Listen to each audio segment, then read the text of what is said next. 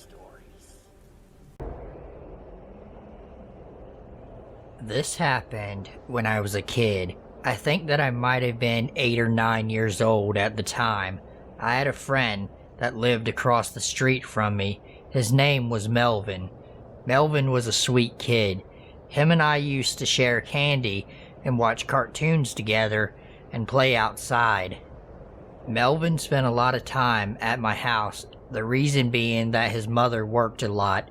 She'd work as a waitress during the morning, come home, cook dinner for Melvin, his sister, and his stepfather, and then get ready to go to her second job across town as a stripper. Melvin's stepfather was a big piece of shit.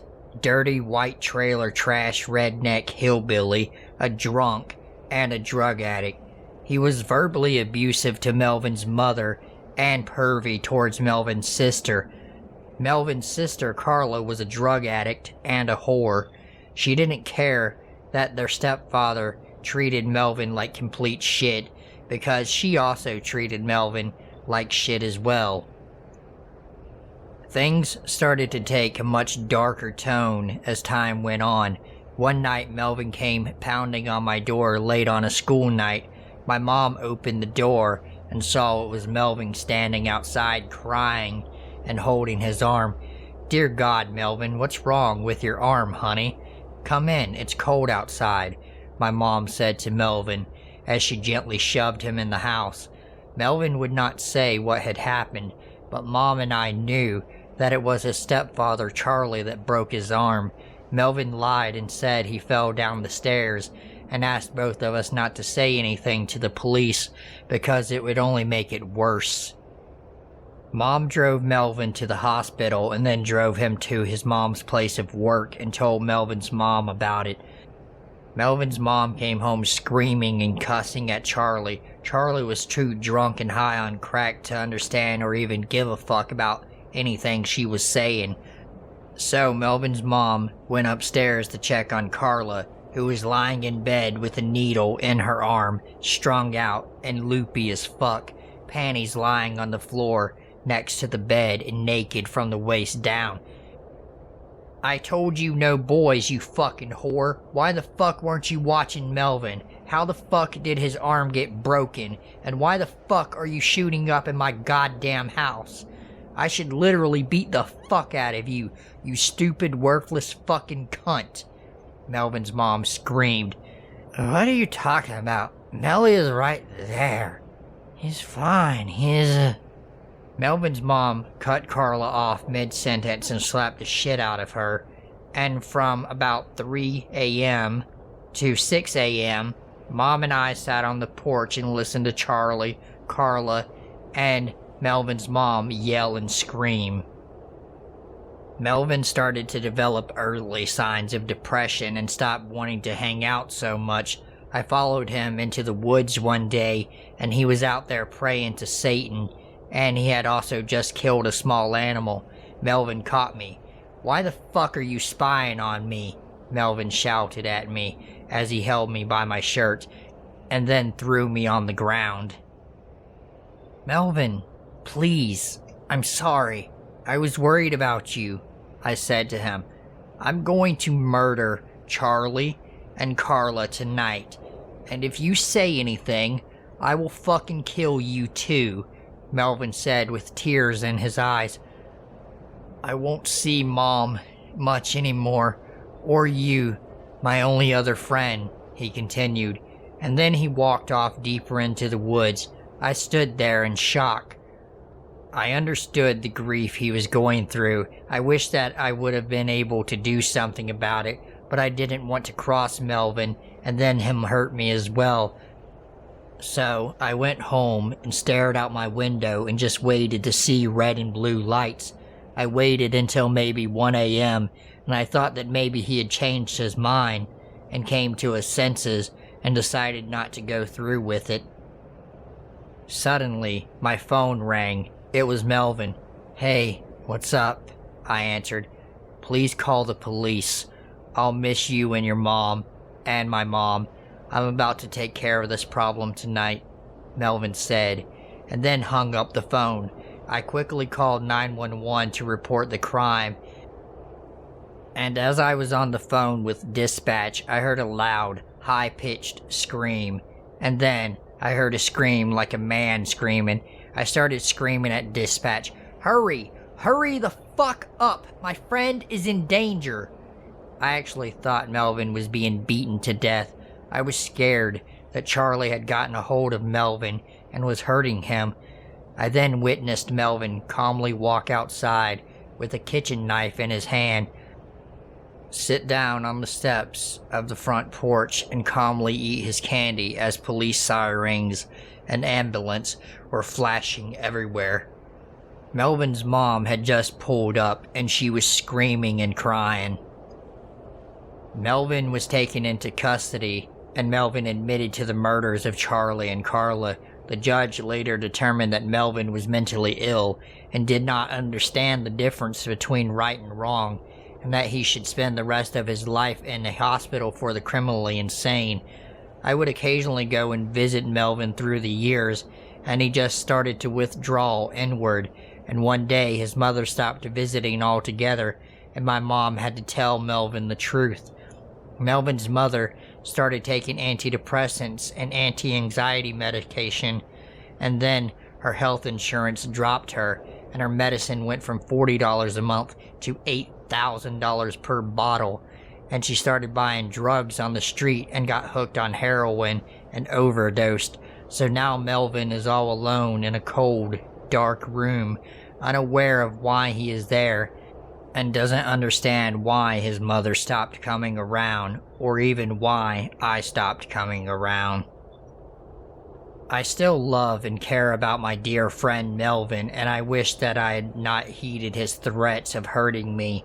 Maybe he would have hated me or thought I was a snitch or whatever, but at least his family, especially his mother, would still be able to care for him, and he wouldn't be all alone. Years later, some asshole doctor took over care of him and isolated him even further and started exploiting the tragedy for profit, writing book after book about Melvin, and it makes me absolutely sick that now Melvin is treated like a fucking circus attraction.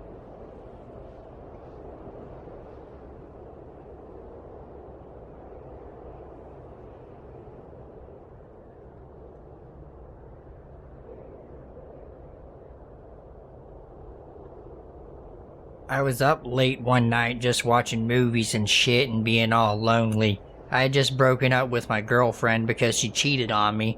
Story of my miserable fucking life. Yeah, I'm an emo. Well, you know what I was gonna say, but it being 2021 now, we aren't allowed to use those kind of words in polite company, so I'll just say that I'm an overly sensitive boy, even though I'm like 24 years old now. Anyway, I was watching TV and movies and I decided that I should eat something because I was hungry as fuck and I had been smoking weed all night. So I go downstairs to microwave some shit and I turned on the TV in the living room to check the weather, and as I'm watching the weather to find out if it was going to rain or not today, a breaking news alert appears and I sit down to watch it. The news reporter said, "We have breaking news that 24-year-old Melvin Mayer has just escaped from the Twin Towers Correctional Facility. Mr. Mayer is responsible for the murders of his sister Carla Mayer and his stepfather Charlie Duncan in 2005. Authorities say that Mr. Mayer is considered extremely dangerous and should not be approached. Years of isolation has caused Mr. Mayer to become hostile towards everyone." As I sat there in shock, listening to this bitch badmouth my friend, I began to cry. Next thing I know, the police start banging on my door and SWAT comes in and starts searching my house because apparently the FBI knows that we were friends when we were kids, and they start shouting at me asking if I'd seen Melvin. I tell them I just fucking heard about the escape. I don't know anything. One SWAT officer picks up my bag of cocaine and asks the other cop, probably his superior, what they should do about the drugs, and the other cop says fuck it and they leave. So I was lucky they didn't arrest me for having fucking 5 grams of coke in my house. Things calm down and I'm at work, and it's a pretty boring ass day. I step outside to smoke a cigarette when I see cop cars speeding down the highway in a northbound direction. Later that night, when I got off of work, I hear a news report that Melvin had murdered an old couple. The old couple turned out to be Charlie's brother and his wife. I began to pray to God that Melvin does not hurt me if I see him. I had a feeling that Melvin would try and find me, so I wanted God to protect me if at all possible. I understand that Melvin was in fact a dangerous and deranged killer, but at the same time, I still seen him as the same little boy that used to share candy with me and that was scared of his stepfather. The police and the FBI would surely gun him down and write it off as some bullshit defense like they had no choice. I know that they would rather put a few rounds in him than ship his ass back and lock him up and waste taxpayer money to feed and house him. As I was gathering shit to put in my car to try and find Melvin before the feds did, my neighbor comes up to me and says to me, "You should be careful, that dangerous retard that killed his sister and daddy's out there on the loose." I nearly snapped, but I held in my anger and just said okay and sped off out of the parking lot and drove as fast as possible. As I'm driving and listening to news radio, I'm hearing more and more reports of murder after murder, and I'm crying. I finally arrive at the spot, and there are fucking cops and feds everywhere, and I see Melvin, and he is lying on the ground, blood everywhere. Melvin is dead. The fucking FBI gunned him down. I understand Melvin was a deranged murderer. I cried and cried, and the FBI agents questioned me and profiled me. I felt like absolute shit. I didn't say anything 15 years ago, and Melvin committed a horrific crime, which led to the chain of events of his mother overdosing, me becoming a loser, his sister dying, his stepfather dying, and years later, several more people dying, and the feds gunning him down like a rabid bear.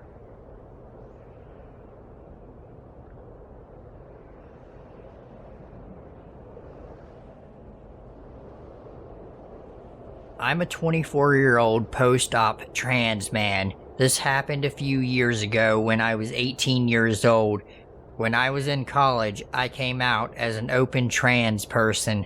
I had suffered with gender dysphoria my whole life. I think it may have started after my mom died. My father never wanted a little girl. In fact, my father hated girls because he thought they were useless. We lived on a farm in Texas, and my father worked the farm, and when I turned 8 years old, my mother had a stroke.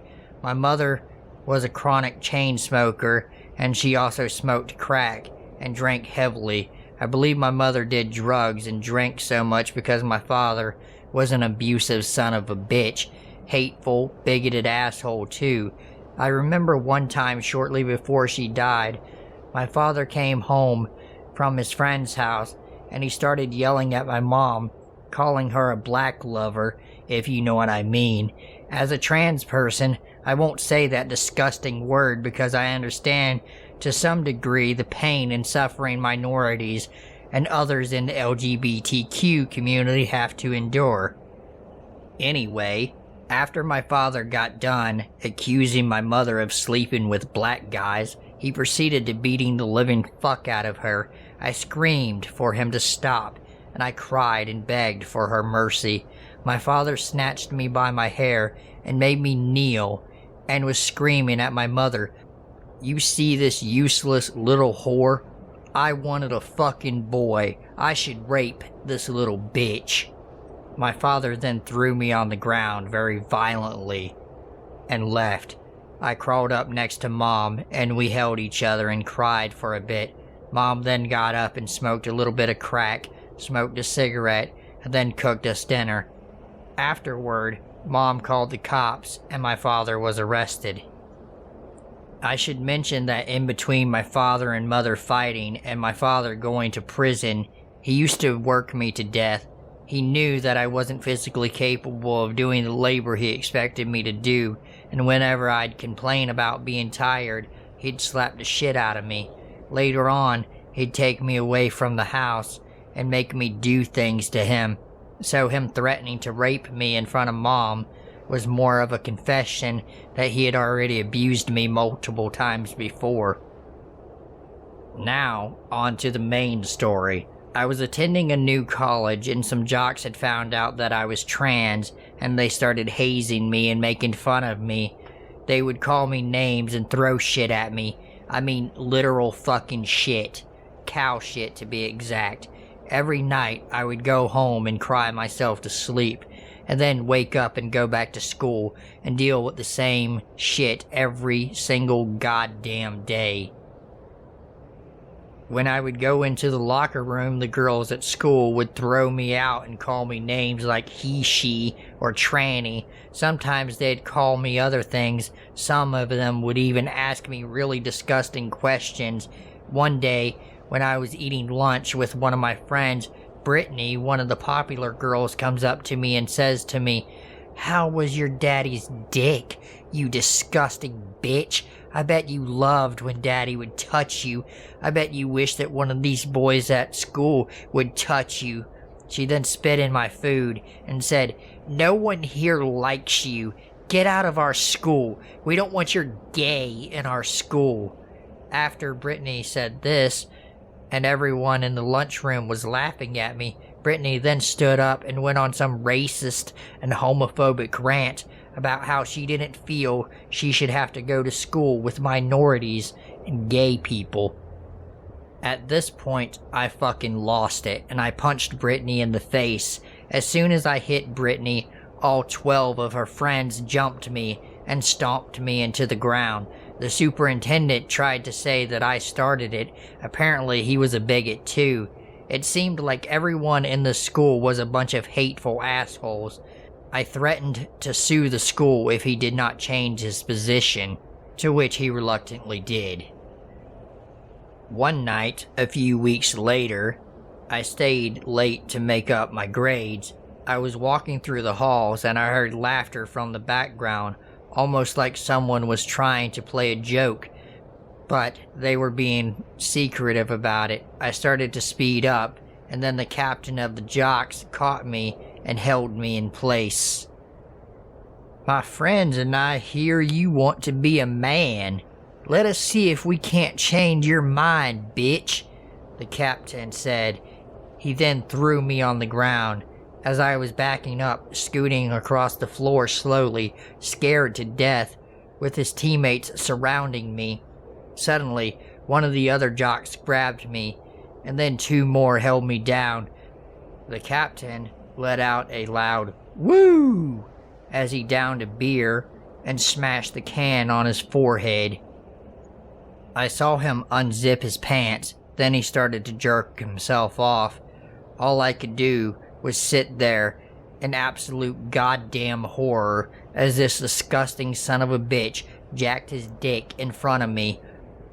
I looked around me, and the other guys started to whip out their dicks as well, and they began to jack off as well. The captain then got down to the ground and climbed on top of me and whispered in my ear, "I'm going to enjoy this, you fucking whore." And then I blacked out. I woke up in the hospital 2 days later in extreme pain, and there were 2 detectives standing in front of me. They started questioning me, and the doctors informed me that I had been raped by 4 of the 10 guys, and the other 6 must have developed some kind of fucking morals or some shit because they ran off and reported the crime. The 4 guys were arrested and sentenced to 50 years in prison for rape and a hate crime. After all, that's exactly what this was that happened to me. The other guys got a lighter sentence because of their involvement. So to the jocks that thought that raping me would make me change my mind and continue to be a woman, I hope you get what you deserve in prison. And to my father, who abused me and my mother, I hope you burn in hell, you piece of shit.